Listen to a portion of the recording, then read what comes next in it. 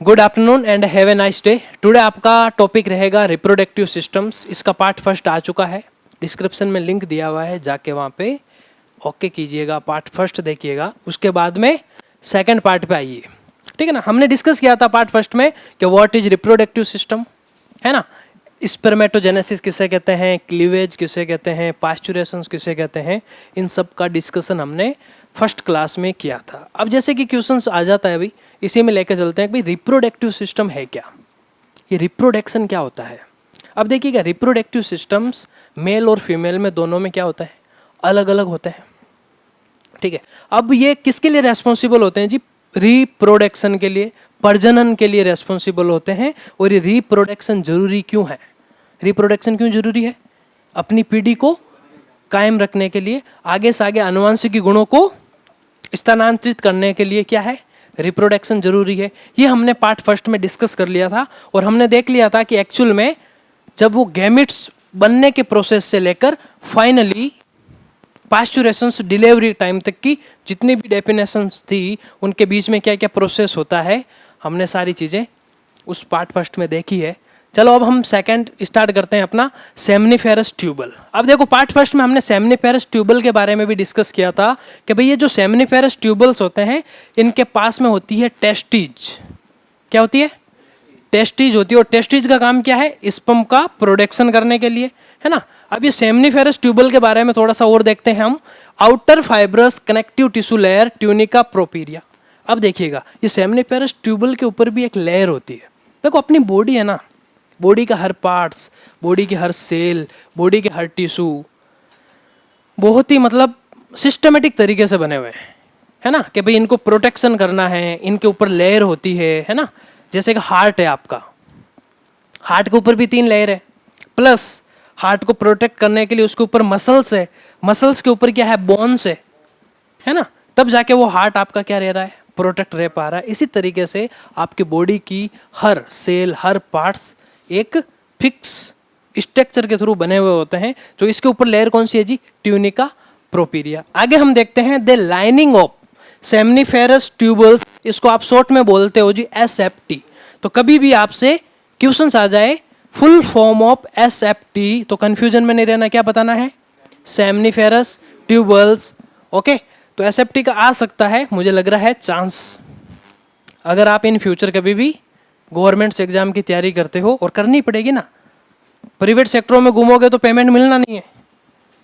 ठीक है, तो कहीं ना कहीं गवर्नमेंट में सेट हो जाओगे तो पैसा ठीक है। Formed of single layered germinal epithelium, ठीक है ना। तो इसके अंदर एक सिंगल लेयर होती है जिसको बोलते हो आप germinal epithelium. Each SFT is line on inside of 2 types of cell called male germ cell. अब इसको क्या कहते हैं, 2 टाइप्स ऑफ सेल होती है जिसको बोलते हैं मेन जर्म सेल, ठीक है ना, मेल। अब इसको बोलते हैं शॉर्ट में आप स्पर्मेटोगोनिया एंड सर्टोली सेल्स। अब ये जो आपके सेमनीफेरस ट्यूबल्स होती है, इसके पास में एक तो मेल जर्म सेल होती है जिसका दूसरा नाम क्या है, स्पर्मेटोगोनिया और सर्टोली सेल। अब आगे देखेंगे अपन इनका एक्चुअल में काम क्या है। ये भेज दूंगा मैं आप लोगों को, नोट्स भिजवा दूंगा, ठीक है ना। आराम से तसल्ली से सुनो अभी इसको, ठीक है। चलो आगे देखते हैं हम। जो ये मेल जर्म सेल होती है ना जी, इसका काम क्या है ना। ये सेमनीफेरस ट्यूबल्स, आपको पता है ना सेमनीफेरस ट्यूबल क्यों होता है, क्या होता है वहां पे, टेस्टिज होती है। टेस्टिज क्यों होती है, अब स्पर्म फॉर्मेशन हो रहा है तो कुछ ना कुछ उनको वैसी चीजें चाहिए ना, अंदर कुछ ना कुछ ऐसी एक्टिविटी होगी, कुछ ना कुछ ऐसी चीजें होगी जो वो स्पर्म का प्रोडक्शन करवाएगी। तो इनमें ये हेल्प कौन करती है, सेल करती है। जैसे कि मेल जर्म सेल देखते हैं, they undergo meiotic division finally leading to sperm formation. समझ रहे हो। अब देखिएगा, ये सेल डिवीजन क्या होते हैं, सुना है कभी नाम, कोशिका विभाजन। ये क्यों जरूरी है भाई, फर्दर डिवाइड होता है, विभाजन होता है ना, तभी तो जाके न्यू सेल बनेगी। जैसे कि सेल थ्योरी दी थी, उस समय सेल थ्योरी फ्लॉप हो गई थी। फिर एक विर्चाउ करके साइंटिस्ट आए थे, उन्होंने बताया था सेल थ्योरी फ्लॉप होने का कारण क्या था। यही तो कारण था कि जो सिल्डन और सेवान नाम के 2 साइंटिस्ट थे, वो ये नहीं बता पाए कि जो ये सेल आ रही है ना, ये आ कहाँ से रही है। तब जाके वो सेल थ्योरी को फ्लॉप कर दिया उन्होंने, कि इनको यही पता नहीं है कहाँ से आ रही है। फिर उसके कुछ टाइम बाद में विर्चव नाम के एक साइंटिस्ट आए, उन्होंने बताया कि ये जो सेल आ रही है ना जी, ये एक्साइटिंग सेल से ही आ रही है। एक्साइटिंग सेल का मतलब जो पुरानी सेल्स है वही डिवाइड होके वापस न्यू सेल फॉर्म कर देती है। अब जैसे आरबीसी जे बॉडी में 120 डेज होते हैं, अब ऐसा तो है नहीं कि 120 डेज के बाद में पूरी आरबीसी खत्म हो जाएगी, वापस बन रही है ना, तो वो एक्साइटिंग सेल वापस क्या कर रही है, डिवाइडेशन हो रहा है और वापस न्यू सेल बन रही है, और जो पुरानी सेल है वो वापस आपके चली जाती है बॉडी से बाहर। ठीक है, चलो तो आपका मेल जर्म सेल का काम क्या है जी, मियोटिक डिवीजन के लिए रेस्पॉन्सिबल है और लीडिंग टू स्पर्म फॉर्मेशन। आगे देखते हैं अपन, जो ये मियोटिक, एक तो देखो मियोसिस होता है और एक मायोटिक होता है, दो होते हैं, अर्धसूत्री और समसूत्री विभाजन। अब मुझे वो पता नहीं है कि भाई मियोटिक क्या है, उस चीज को समझ लो, तुम देख लेना जाके कि मियोसिस और एक मायोटिक होता है, अर्धसूत्री या समसूत्री ऐसा ही कुछ कहते हैं। ठीक है, वो चीज देख लेना, क्योंकि मेरा थोड़ा सा हिंदी टर्मिनोलॉजी वीक है। चलो अब देखते हैं अपन सपोर्टिंग व सर्टोली सेल क्या है। ठीक है ना, तो अभी ये इसका काम क्या है भाई, ये प्रोवाइड करता है nutritions to the germ cell, so called as nurse cell in testes of mammals. Mammals के अंदर जितने भी टेस्टिज होती है, नर्स सेल होती है, उसको क्या करना, क्या देता है ये। अब भाई किसी भी चीज को अगर आप सेल को न्यूट्रिशंस प्रोवाइड करोगे तभी तो परफॉर्म कर पाएगी, और ये न्यूट्रिशंस कहाँ से आएंगे, जब आप हेल्दी खाना खाओगे। तभी तो कहा जाता है कि भाई जिसका स्पर्म क्वालिटी लो हो जाता है ना, जिसके भाई बांझपन की प्रॉब्लम है, बच्चे नहीं हो रहे हैं, समटाइम्स स्पर्म लो होने की वजह से भी बच्चे नहीं होते। कारण बहुत सारे हैं, ऐसा नहीं है कि खाली स्पर्म ही कारण है, लेडी में प्रॉब्लम हो सकती है, समझ रहे हो, उनके अंदर कुछ ऐसी दिक्कत आ रही है, या फिर ओवेरी के अंदर, टेस्टिकुलर के अंदर वो चीज़ें बन नहीं पा रही है, मेल के अंदर जो स्पर्म है वो रिलीज तो हो रहा है लेकिन वहाँ तक जाने में दिक्कत आ रही है। तो बहुत सारे कारण हैं, लेकिन अपन एक कारण ये भी मान रहे हैं कि जब स्पर्म की क्वालिटी लो हो जाती है ना, तभी भी बच्चा नहीं होता है। तो अगर डॉक्टर के पास में जाते हैं तो वो एक ही सजेशन देता है कि भाई आपको हेल्दी डाइट लेनी पड़ेगी। हेल्दी डाइट लेने का मतलब क्या है कि भाई हेल्दी डाइट में से हेल्दी न्यूट्रिएंट आएंगे, और वो हेल्दी न्यूट्रिएंट जब कौन दे देगा, ये जर्म सेल को दे देगा, ताकि ये स्पर्म फॉर्मेशन क्या कर सके, हेल्दी कर सके, ताकि इन फ्यूचर कभी भी आपका फैमिली प्लान करने का विचार हो तो वो क्या हो जाए, क्या हो जाए, सक्सेसफुल। ठीक है, चलो आगे देखते हैं। Secret androgen binding protein that concentrate testosterone in the seminiferous tubules. अब देखिएगा, एक अपन ने ये भी देखा था कि भाई टेस्टिज स्पर्म की फॉर्मेशन के साथ साथ में सेक्स हार्मोन को भी फॉर्मेशन करता है। तो ह्यूमन का सेक्स हार्मोन कौन सा है, टेस्टोस्टेरोन। ये रेस्पॉन्सिबल होता है, play a vital role in the sex activities. किसके लिए रेस्पॉन्सिबल होता है भाई, ये मेल के जो कैरेक्टरिस्टिक्स होते हैं ना, कि भाई मेल के कैरेक्टरिस्टिक्स कौन से होने चाहिए। अगर आपके अंदर एस्ट्रोजन में प्रोजेस्टेरोन का लेवल होने लग गया तो आपके अंदर किसके गुण आने लग जाएंगे, फीमेल के, है ना, उस टाइप्स के हरकतें होते हैं ना। कोई कोई लड़के होते हैं ना ऐसे, उनको क्या बोलते हो ये कह रहा मीठे ठीक है, तो सम टाइम्स उनके अंदर कुछ ऐसी, और वो नेचुरली चीजें हैं भाई, किसी में भी हो सकता है, कुछ पता नहीं चलता। ठीक है, कुछ गर्ल्स होती है उनके अंदर लिबिशियन होती है, वो है ना, गर्ल्स का गर्ल्स की तरफ अट्रैक्शन। कुछ बॉयज होते हैं जिनका बॉयज की तरफ अट्रैक्शन। तो ये नेचुरल चीजें हैं, वो नेचुरल नेचर के साथ में हम कुछ भी नहीं कर सकते। ठीक है, चलो आगे हम देखते हैं।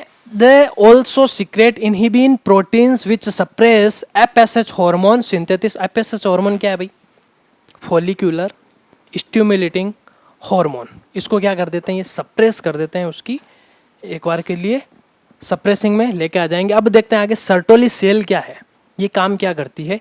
सर्टोली सेल मेंटेन करती है आपका blood testes barrier which protect sperm from contact with the body immunity. अब देखिएगा, बॉडी इम्यूनिटी के साथ में क्या करके रखती है, कांटेक्ट करके रखती है सर्टोली सेल, जिससे क्या रहेगा कि भाई अगर आपका इम्यूनिटी सिस्टम अच्छा रहता है ना बॉडी का, तो स्पर्म की क्वालिटी भी क्या रहती है, अच्छी रहती है। तो देखो अपना एक बॉडी है ना, पूरा का पूरा एक दूसरे से लिंक है। जैसा आप कहते हैं ना भाई, विटामिन सी, ऑरेंज, ये लेमन यूज करने से इम्यूनिटी इंप्रूव होती है, ग्रीन टी पीने से एंटीऑक्सीडेंट है, तो बॉडी अगर डिटॉक्सिफाई होगी तो क्या होगा, इम्यूनिटी इंप्रूव होगी। योगा मेडिटेशन करने से क्या रहता है, इम्यूनिटी इंप्रूव होगी। जब आप ये चीज़ें करते हो ना, आप देखते हो कि बॉडी के अंदर सारे के सारे फंक्शनिंग भी इंप्रूव हो जाते हैं। कारण क्या, अपना पूरा का पूरा बॉडी एक दूसरे से क्या है, कनेक्ट है। अगर आपका डाइजेशन खराब होता है तो आपके हाथ पैर दर्द करने लग जाते हैं, कुछ अच्छा फील नहीं होगा, आपका ब्रेन भी अच्छे से काम नहीं करता। तो क्या है, पूरा का पूरा बॉडी एक दूसरे से कनेक्ट है। इसीलिए कहा जाता है कि भाई हमेशा हेल्दी चीज़ें यूज करो, तो हम क्या रहेंगे, हेल्दी रहेंगे। तो हम जब भी कोई चीज़ पढ़ते हैं ना, तो उसको थोड़ा सा पढ़ो तब समझो कि यार जो भी मैं चीज़ पढ़ रहा हूँ, मतलब एक दूसरे से चीज़ें कनेक्ट होती हुई चल रही है। जब ये चीज़ समझने लग जाओगे तो बायोलॉजी आपके लिए क्या हो जाएगी, ईजी हो जाएगी। ये बायोलॉजी तो है, एनाटॉमी एंड फिजियो पढ़ रहे हैं ह्यूमन का, तो अपन ह्यूमन के बारे में स्टडी कर रहे हैं। खाली बायोलॉजी पढ़ रहे हो तो प्लांट के बारे में भी स्टडी करते हो, ह्यूमन के बारे में भी करते हो, और दूसरे जो भी लिविंग ऑर्गेनिज्म है उनके बारे में भी आप पढ़ते हो। ठीक है ना, अभी ह्यूमन है तो आप ह्यूमन के बारे में ही पढ़ रहे हो। ठीक है भाई, आगे अपन देखते हैं। Outside the seminiferous tubules called interstitial space contain small blood vessels, जिसको आप बोलते हो Leydig cell. Very very important, VIP में डाल देना लीडिंग सेल। अगर इन फ्यूचर कभी भी, अभी आपके छोटे क्वेश्चन आए नहीं आए मुझे नहीं पता, लेकिन इन फ्यूचर अगर आप कोई भी गवर्नमेंट्स एग्जाम की तैयारी करते हो तो लीडिंग सेल से रिलेटेड आपको रिप्रोडक्टिव सिस्टम से क्वेश्चंस मिलेगा जी, है ना, जरूर जरूर मिलता है। और इसका दूसरा नाम क्या है, इंटरस्टेटियल सेल्स। कभी ये भी आ जाए ना कि एनी टू फंक्शन, तो कंफ्यूजन में नहीं रहना है। ठीक है, इसको ये भी बोलते हैं, और कंफ्यूज करने के लिए एक्चुअल में ये चीज़ें दी जाती है। ठीक है, अब देखते हैं अपन outside the seminiferous tubules called, दोनों सेम ही चीज़ें दे दी इन्होंने ना। चलो दे रीजन, और भी तीसरी भी चीज़ सेम दे दी। चलो कॉपी पेस्ट करते समय ध्यान दिया नहीं। अब देखते हैं आगे, लीडिंग सेल का मेनली फंक्शन क्या। लीडिंग सेल क्या करती है जी, synthesize and secrete testicular hormones called, जिसको बोलते हो आप androgens, also known as testo. तो अगर आपसे कोई पूछ ले कि जो ह्यूमन का सेक्स हार्मोन है वो किस सेल के द्वारा प्रोड्यूस होता है, क्या बताओगे, लीडिंग सेल। ये लीडिंग सेल कहाँ पे होती है, टेस्टिज में होती है। और टेस्टिज में प्रोडक्शन होता है स्पर्म का, पर वो सेल कौन सी है जो प्रोडक्शन कर रही है, ये नोट कर लेना, लिख लो, है ना। इसको इंपॉर्टेंट वीआईपी क्वेश्चनों में लिख लिया करो ताकि आप लोगों को याद रहे। और ये पल्ले रोल किस में करता है भाई, सेक्स और sexual characteristics in male and spermatogenesis. Spermatogenesis का मतलब फॉर्मेशन ऑफ स्पर्म। तो ये जो लीडिंग सेल होती है वो किसको प्रोड्यूस करती है जी, टेस्टोस्टेरोन को। और टेस्टोस्टेरोन रेस्पॉन्सिबल होता है मेल के sexual characteristics and spermatogenesis. Very very important चीज आई है ना। ठीक है, तो इसको नोट करके रख लो, इन फ्यूचर आप लोगों के काम आएगी ये चीज। आगे देखते हैं, other immunologically component cells are also present. और भी बहुत सारी सेल्स होती हैं, ठीक है ना, प्रेजेंट होती है उसमें। चलो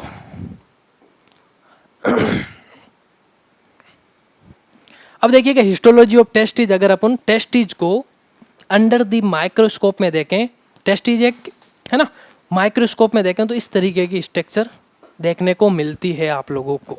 ठीक है ना, कि भाई इसके अंदर स्पर्मेटोगोनिया है ना, स्पर्मेटोसाइट्स, स्पर्मेटिटाइट्स, इस तरीके की leading cell, cell of Sertoli, seminiferous tubule, spermatozoa, ये सारे के सारे टेस्टिज में अवेलेबल होती हैं सेल्स। ये आपको किस में दिखेगी, माइक्रोस्कोप में। अगर आप देखना चाहो तो इस तरीके की स्ट्रक्चर होती है। वैसे ऐसा पूछता नहीं है आपसे कोई, ऐसा डायग्राम कभी पूछता नहीं है, ओनली बेसिक चीज़ें समझने के लिए है। ठीक है ना, अगर आप एमबीबीएस कर रहे होते हो तो फिर फिक्स से आपका एक प्रैक्टिकल परफॉर्म होता है, वो टेस्टिज है ना, टेस्टिज के आप लोगों को माइक्रोस्कोप में देखना करना सब कुछ वहाँ पे है। क्योंकि वहाँ पे आपको पता है ना, पूरी एक एमबीबीएस वाले एक स्टूडेंट को 6 साल में एक पूरी की पूरी डेड बॉडी दे देते हैं। समझ रहे हो क्या दे देते हैं? Dead body. पर आजकल वो भी कम हो गया, क्या है, ग्रुपों में देने लग गए हैं, है ना, कि भाई ये ग्रुप है 10-15 जनों का, उसको एक डेड बॉडी दे दी। पहले के टाइम क्या होता था, एक जने को एक डेड बॉडी देते थे कि भाई 6 साल में इसका पूरा निचोड़ निकाल लेना है, ऊपर से लेकर नीचे तक क्या क्या सिस्टम है, कैसे फंक्शनिंग होती है, क्या काम होता है। पहले के टाइम फार्मेसी कर रहे होते हैं ना बैचलर जैसे हम, तो हम पहले क्या करते थे, मेंढक, उनके ऊपर भी प्रैक्टिकल परफॉर्म करते थे, वो अलाउ था। आजकल तो कंप्लीटली बंद कर दिया है, लैपटॉप पे सॉफ्टवेयर आते हैं, सॉफ्टवेयर पे परफॉर्म करो। तो वो प्रैक्टिकली नॉलेज इतना नहीं हो पाता जितना अपन, फिर उनको क्या करते थे, सीजर से उनका कट करते थे, डेथ होती थी उनकी। तो फिर उन्होंने देखा यार ऐसे तो एनिमल बहुत सारे चले जाएंगे, है ना, कितना नुकसान हो रहा है, कितने मर रहे हैं। कि देखो इतनी फार्मेसी कॉलेज है ना, कोई कभी प्रैक्टिकल परफॉर्म कर रहा है, एक सप्ताह में कितने प्रैक्टिकल परफॉर्म हो रहे हैं। तो ऐसे करके फिर इन्होंने, एनिमल वालों ने कर दिया कि भाई आप एक्चुअल में ये परफॉर्म नहीं कर सकते, सॉफ्टवेयर बना दिए, सॉफ्टवेयर पे परफॉर्म करो और वहाँ पे आपको मेंढक चलता हुआ आएगा, दिखेगा, है ना, वो सारी कुछ चीज़ें हो गई। चलो अब देखते हैं अपन, the male sex accessory ducts include rete testis, vas efferentia, एपिडाइडेमिस and vas deferens. ये लिख के आया है, देख लेना इनको हिंदी में क्या कहते हैं, वास डेफरेंस को हिंदी में क्या कहते हैं, रेटेड टेस्टिज को हिंदी में क्या कहते हैं, है ना। अब ये जो वास डेफरेंस होता है, मैंने आप लोगों को बताया था, जब नसबंदी होती है पुरुषों में तो वास डेफरेंस पे कट लगा दिया जाता है और उनको फिर धागे से बांध दिया जाता है, ताकि जब स्पर्म रिलीज नहीं होंगे तो वो लेडी प्रेग्नेंट नहीं हो पाएगी, उसी को तो नसबंदी कहते हैं। आगे देखते हैं अपन, seminiferous tubules of testis open into the vas efferentia through rete testis network of एसेप्टी। ठीक है ना। अब देखते हैं अपन पार्ट ऑफ एपिडाइडेमिस। ये जो एपिडाइडेमिस होते हैं इसके कितने पार्ट्स होते हैं जी? वैसे मेनली एंटीरियर होता है कैपुट, मिडल होता है कॉर्पस एंड पोस्चरल पार्ट होता है केउडा। थोड़े से नाम अजीब होते हैं, अगर इंग्लिश मीडियम से उनके लिए तो थोड़ा सा इजी है, हिंदी मीडियम से आने वालों के लिए नाम थोड़े से अजीब ही लगेंगे क्योंकि फर्स्ट टाइम पढ़ रहे हो, ठीक है ना। और इतना वैसे डिप्लोमा लेवल में इतना डीपली पढ़ते नहीं है, हम पढ़ रहे हैं सिर्फ बेसिक नॉलेज के लिए, क्योंकि इन फ्यूचर कभी गवर्नमेंट्स एग्जाम की तैयारी करो और ऐसे क्वेश्चन आएंगे, क्योंकि गवर्नमेंट्स एग्जाम में आजकल इतना कंपटीशन हो गया है कि ऊपर की चीज़ें तो आती ही नहीं। ऐसा कौन पूछता है सेल डिस्कवर बाई, कभी देखा है कि आप क्वेश्चंस आते ही नहीं है। पहले थे ये, आज से 10 साल पहले, है ना। अब आपसे ऐसे पूछेंगे cell theory, modern cell theory discover by, cell theory भी नहीं पूछेंगे, सेल थ्योरी तो सबने रट रखा, सेल्डन एंड सेवान। सीधा क्या पूछेंगे? Modern cell theory, cell theory को मॉडिफाई करने वाले बंदे का नाम। तो अब वो जो डीपली पढ़ेगा चीज़ों को, भाई ये फ्लॉप हुई थी, फ्लॉप होने के बाद में कौन आया था, भाई विरचौ करके साइंटिस्ट आए थे, तो वो कर पाएगा सही। ये डीपली पढ़ने का फायदा है, समझ गए। चलो epididymis is line by pseudo stratified epithelium. अब देखिएगा ये जो एपिथीलियम क्या है, ये टिश्यू है। जब आप टिश्यू पढ़ोगे ना तभी एपिथीलियम आता है, और एपिथीलियम टिश्यू हमेशा प्रोटेक्शन का काम करता है, कवरिंग का काम करता है, लाइनिंग का काम करता है, ठीक है ना। लाइनिंग का मतलब स्किन में पूरा का पूरा एपिथीलियम टिश्यू है ना। प्रोटेक्शन देना किसी भी चीज को एपिथीलियम का काम है। That secret nutrient required for maturation and क्या करता है, जो स्पर्मेटोजोआ होता है ना, उसके मैच्यूरेशन के लिए, मैच्योर का मतलब समझते हो, किसी भी चीज का मैच्योर होना। हिंदी में क्या कहते हैं भाई मैच्योर को? नहीं पता है क्या? मैच्योर होने को हिंदी में क्या कहते हैं?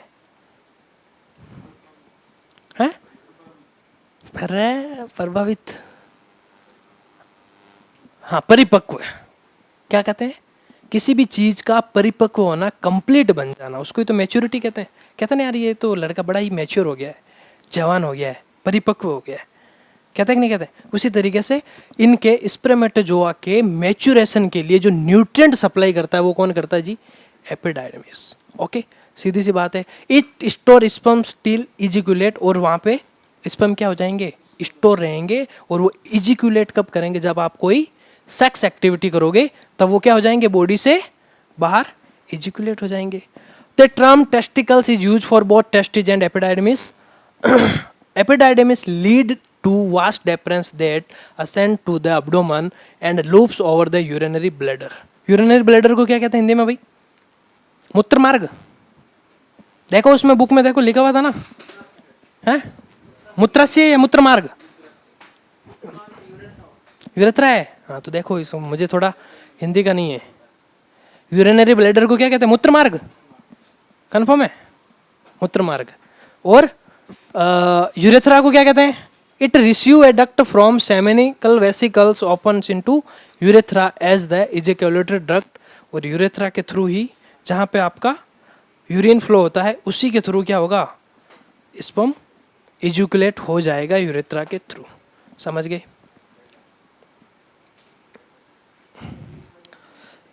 इसको देखो, एक है ना, जो भी कोई इंग्लिश की टर्मिनोलॉजी होती है ना, उसको जाके एक बार वापस देख लिया करो हिंदी में, तो तुम लोगों को एक आइडिया लग जाता है कि एक्चुअल में हमने पढ़ा क्या।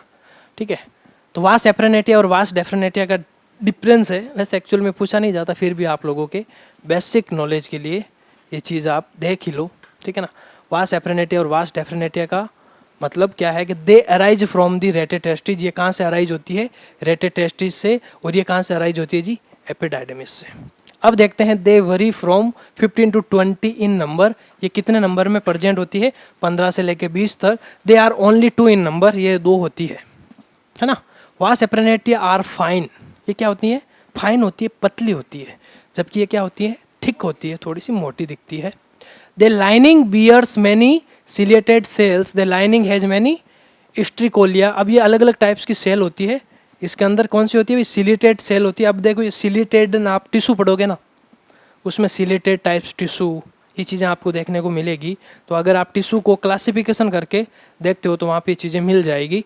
दे carry spermatozoa from the testes to. अब देखो मेन फंक्शन आया है, वासा एप्रेनेटिया का मेन फंक्शन क्या है भाई? ये क्या करती है? कैरी करती है स्पर्मेटोजोआ को। कहाँ से लेके आएगी? ये टेस्टिस से एपिडाइडिमिस तक दे देगी।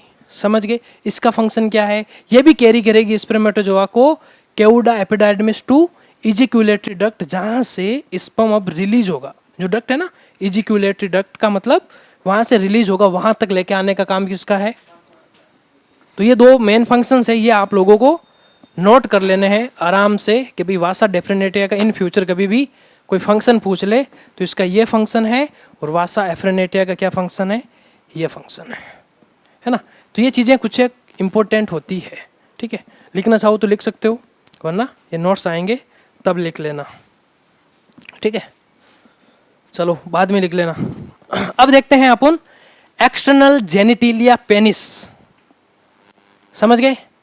एक्सटर्नल जेनिटिलिया, जो बाहर से चीजें दिखाई दे रिप्रोडक्टिव सिस्टम मेल के, उसको क्या कहते हैं? पेनिस कहते हैं। ठीक है, अब इस पेनिस का काम क्या क्या काम है भाई इस पेनिस का? The penis is the male external genitalia and copulatory sex organ. क्या है? सेक्स ऑर्गन है कि जेनाइटल ऑर्गन है। ठीक है, is the made up of specials erectiles tissue. अब देखिएगा, जो ये पेनिस बना हुआ होता है ना, ये इरेक्टिकाइल टिश्यू होता है। आप देखना, बहुत ही किस टाइप्स के होते हैं टिश्यू? इरेक्टिकाइल्स। मतलब बहुत, ये कह सकते हैं आप, कैसे बोल सकते हो आप इसको? इरेक्टिकाइल का मतलब मूवमेंटिंग टिश्यू होते हैं, है ना। कंपैरिजन आप अदर्स बॉडी के पार्ट से देखोगे तो अपने पेनिस के जो टिश्यू होते हैं वो इरेक्टिकाइल होते हैं।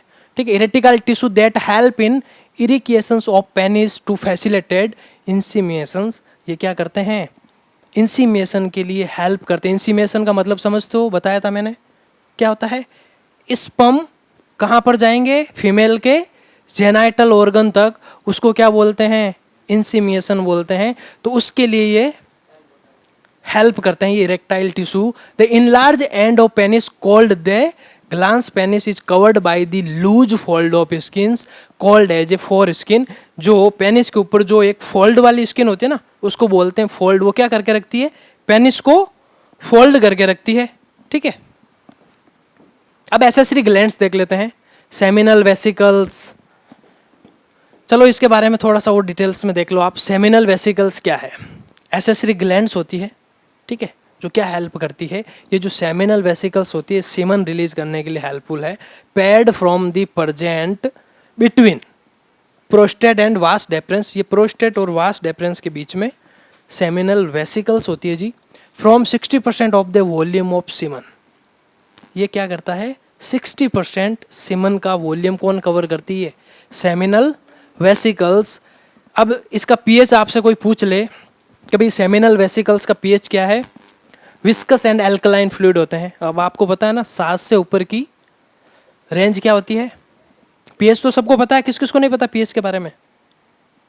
पता है क्या होती है पीएच? बताओ बताओ बताओ। बीच में जीरो हो गया, जीरो। ठीक है। 7 वाला होता है न्यूट्रल। 7 से नीचे की चीजें होती है पूरी की पूरी एसिड। ठीक है। वो 7 से ऊपर होता है बेस, है ना। एसिड को हिंदी में कहते हो आप अम्ल इन नेचर, खट्टे होते हैं वो। बेसिक वाले थोड़े से कड़वे टाइप से लगेंगे आपको। अब एसिड का कोई एग्जांपल लो तो HCl हो गया, है ना। और कौन सा है भाई, और कौन सा है? HNO3 ले लो, है ना। CHCHO3 हो गया। अब बेस के अंदर लो तो आप सोडियम बाइकार्बोनेट, सोडियम हाइड्रोक्साइड, है ना, सोडियम बाइकार्बोनेट, ये क्या है? सारे के सारे बेस है। जैसे एक अपन एग्जांपल ले लेते हैं इनो का। स्टमक में क्या होती है? गैस बनती है, एसिडिटी होती है। अब एसिड को कंट्रोल करने के लिए क्या करोगे? किसके साथ में रिएक्शन कराओगे? साल्ट के साथ में कि बेस के साथ में? बेस के साथ में, ठीक है ना।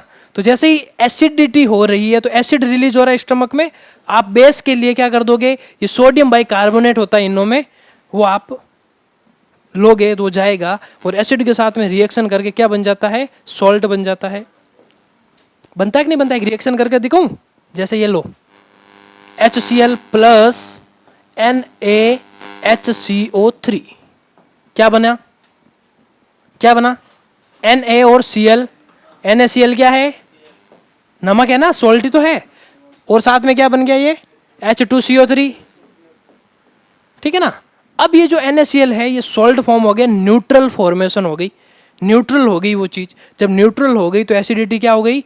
न्यूट्रल हो गई, वहीं पे रुक गई। समझ गए ना। इसीलिए इनो लेते हैं। तो अभी तो कहता है वो 6 सेकंड में काम कर देता है, पर काम कैसे करता है इस चीज को समझना जरूरी है। और इनो तो एक ब्रांड नेम है, उसके अंदर केमिकल कौन सा आता है? सोडियम बाइकार्बोनेट, जिसको आप मीठा सोडा भी कहते हो। Milk of magnesia, harmful effect हो सकता है ना उसके। मिल्क ऑफ मैग्नीशिया को अगर आप अंदर डालोगे तो CaCO3। इनो तो हाई होता है ना भाई। इनो रीबाउंड एसिडिटी करता है। क्या करता है? रीबाउंड। इसलिए हार्ट पेशेंट, डायबिटीज पेशेंट, इनको इनो थोड़ा सा अवॉइड करना चाहिए। क्योंकि इनो की एक खासियत होती है कि आप जब भी एसिडिटी होती है लोगे, उसके 1-2 घंटे बाद में वापस एसिडिटी करता है। तो इनो तो वैसे प्रीफर, जो ओल्ड मैन है उनको तो इनो प्रीफर करते ही नहीं है, क्योंकि उनके हार्ट के ऊपर अफेक्ट कर सकता है। ठीक है, इसीलिए उनको देते हैं ये डाइजिन वाइजिन एंटासिड आते हैं ना, वो ले लो आप, इजी वे में हो जाएंगे। किसी भी अगर आप ढंग के डॉक्टर के पास में जाओगे वो तो करेगा नहीं। अब जो झोला छाप हैं वो तो दे ही देंगे एक भी लो। ठीक है, तो इसलिए कहा जाता है कि हमेशा थोड़ा सा जिसको नॉलेज होता है उसके पास में जाओ। नॉलेज कहाँ से आएगा? कहाँ से आता है नॉलेज? पढ़ने से। हाँ, तो 6 साल उसने क्या किए? अच्छे से किताबें पढ़ी हैं। किताबें पढ़ पढ़ के 6 साल उसने साथ में प्रैक्टिस भी की है, तब जाके एक नॉलेज आता है। वरना क्या करते हैं, 6 महीने किसी के अंडर में काम करते हैं, 7 महीने खुद का क्लिनिक। उसको नॉलेज कहाँ से आएगा भाई? कितना भी वो कोशिश कर लेगा ना तो एक MBBS के बराबर कभी नहीं हो सकता। ठीक है, बुखार आया, पैरासीटामोल का इंजेक्शन दे दो, उससे कोई डॉक्टर थोड़ी बन गए। खाली उससे कोई डॉक्टर थोड़ी बन गए। कोई भी एक इमरजेंसी केस आ गया, उसको हैंडल कैसे करोगे? वो चीज़ें होती है बेसिक नॉलेज वाले। आगे देखते हैं अपन कंटेंट्स। अब ये जो सेमिनल वेसिकल्स होते हैं इसके अंदर क्या होते हैं जी? कंटेंट क्या करते हैं? फ्रुक्टोज। अब आपको पता फ्रुक्टोज क्या है? कार्बोहाइड्रेट है। और किसके लिए रेस्पॉन्सिबल होते हैं कार्बोहाइड्रेट? एनर्जी के लिए। ठीक है, तो fructose that provides energy to sperm. अब देखो यार, स्पर्म के अंदर एनर्जी होगी ना, तभी तो वो जाके एक एम्ब्रियो को डेवलपमेंट करने की ताकत रखता है।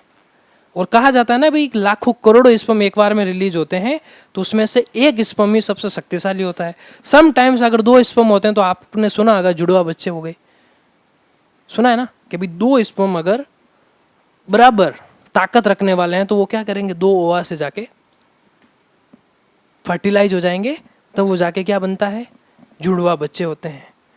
ठीक है, और समटाइम्स तो जुड़वा बच्चों की शक्लें भी सेम सेम होती है। कभी कभी जुड़वा बच्चों में एक लड़का है एक लड़की है, कभी कभी दोनों लड़के भी हो जाते हैं। होते कि नहीं होते? अभी लड़का लड़की होने का क्या प्रोसेस है पता है क्या किसी को? एक्स और वाई का किसमें होता है? अरे भाई मेंडल्स लॉ,